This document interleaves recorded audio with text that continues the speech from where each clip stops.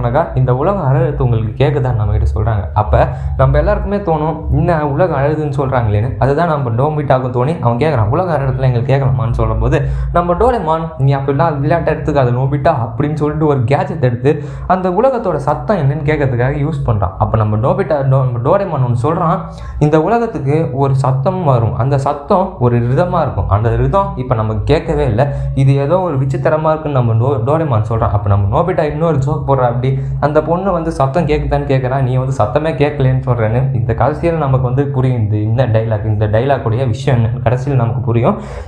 இப்படி நம்ம நோபிட்டா வந்து ஒரு ஜோக் போட்டுருக்கிறப்ப நம்ம டோரேமான் வந்து யாருமே சிரிக்காமல் அப்படி இருக்கிறப்ப நம்ம நோபிட்டாவுக்கு ஒரு ஹியூமிலிட்டி ஆகிடுது.